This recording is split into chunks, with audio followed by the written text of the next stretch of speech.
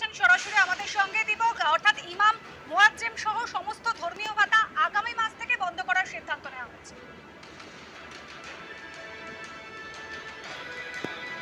দেখো, আজকে মোট 5টা সিদ্ধান্তের কথা ঘোষণা করা হয়েছে। তার মধ্যে একটা হচ্ছে যারা লক্ষ্মীর ভান্ডার পান তারা এখন থেকে অন্নপূর্ণা যোজনায় সহায়তা পাবেন এবং 1 জুন থেকে সেই প্রকল্প শুরু হয়ে যাচ্ছে। তাদের আবেদন করতে হবে এবং সেই সময় একটা গুরুত্বপূর্ণ ঘোষণা হয়েছে, সেটা হচ্ছে যে মহিলাদের জন্য ফ্রি সরকারি বাস পরিষেবা।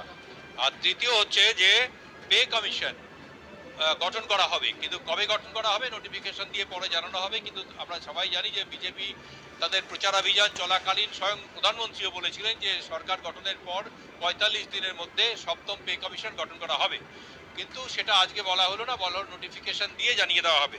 আরেকটি গুরুত্বপূর্ণ ঘোষণা হচ্ছে যে সংখ্যালঘু উন্নয়ন এবং মাদ্রাসা খাতে সংখ্যালঘু উন্নয়ন এবং মাদ্রাসা খাতে যে বরাদ্দ ছিল সেই বরাদ্দ স্থগিত করে দেওয়া হচ্ছে।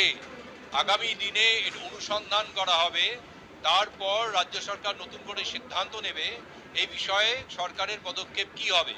কিন্তু এখন এই মুহূর্তে এই প্রকল্পগুলোর যে বরাদ্দ অর্থ সহায়তা, সেই সহায়তাগুলো বন্ধ করা হলো। অর্থাৎ যেটা মনে করা হচ্ছে যে গত বাজেটে যে বরাদ্দ করা হয়েছিল মাদ্রাসা উন্নয়নে, সেই বাজেটের যে সরকারি সহায়তা পাওয়া যেত সেটা বন্ধ করা হলো।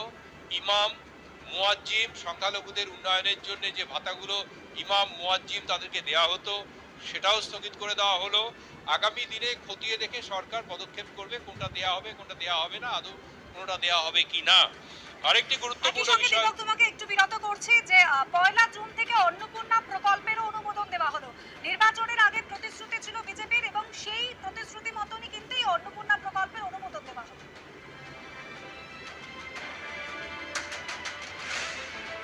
অন্নপূর্ণা যোজনার